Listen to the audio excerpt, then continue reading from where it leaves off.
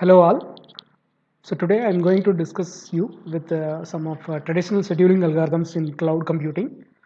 We are going to look at first come first serve basis algorithm and min algorithm, max min algorithm, and I will also tell you how many scheduling types available in literature.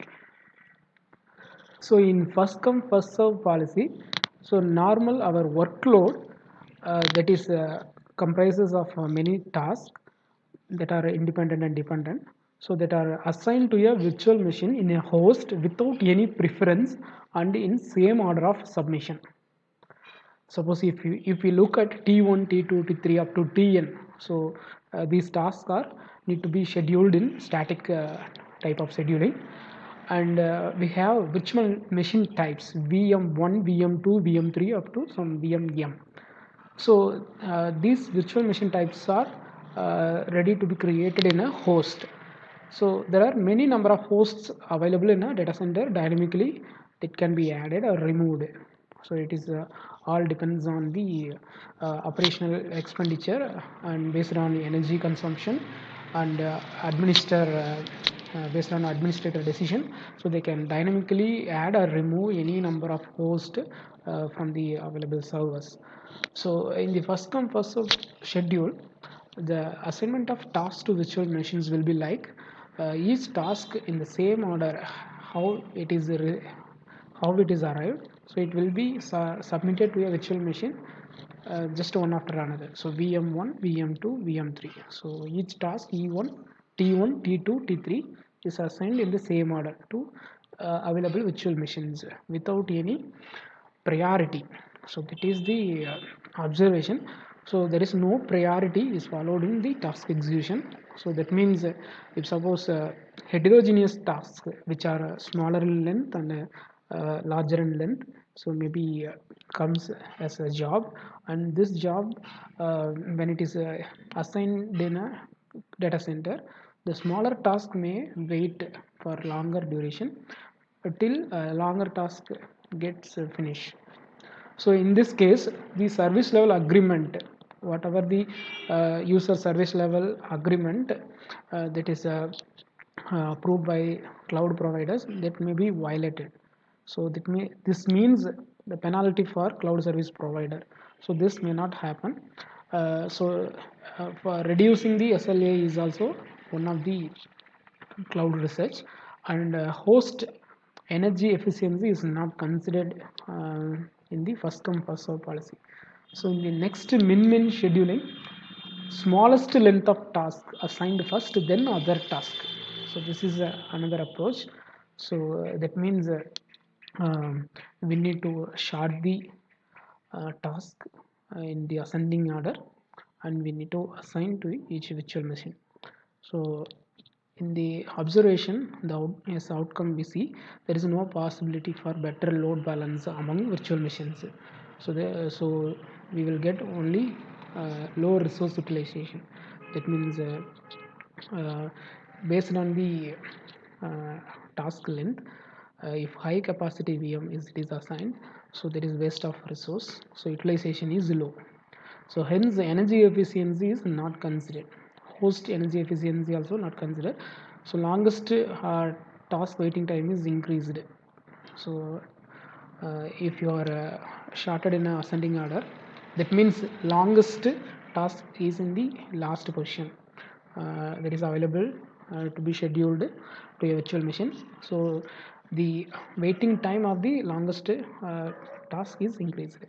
So time complexity is big O of NQ.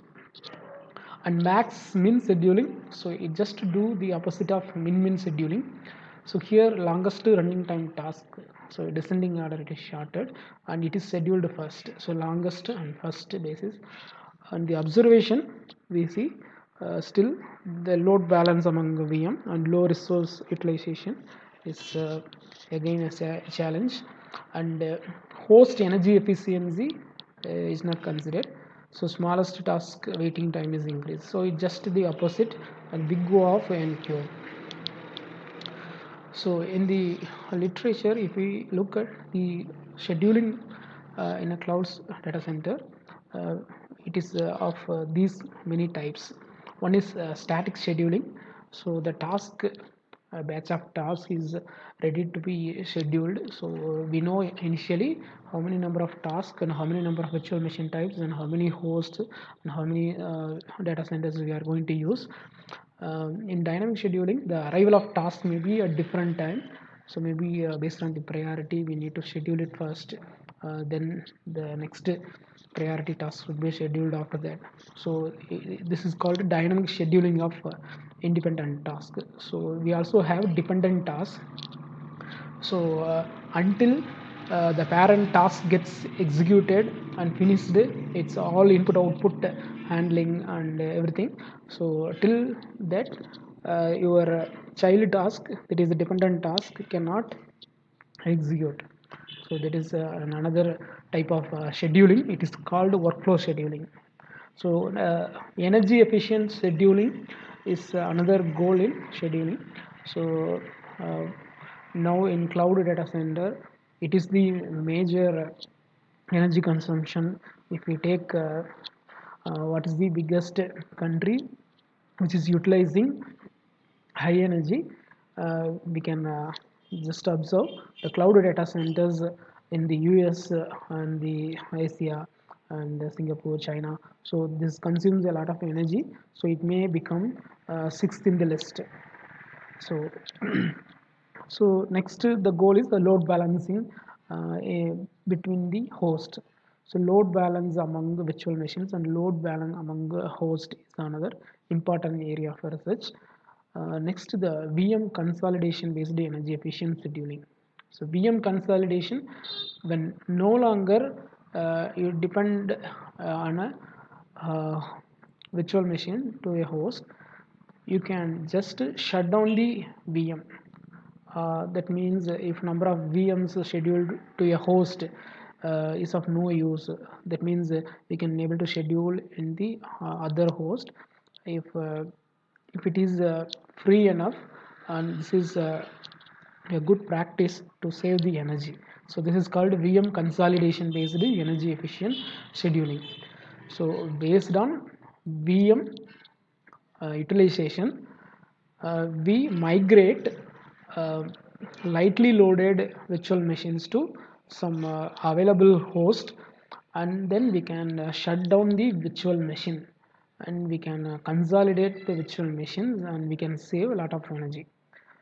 So in next video I will tell you about more scheduling types with the help of different um, heuristic and meta heuristic algorithms. So please subscribe my channel for more details. Thank you.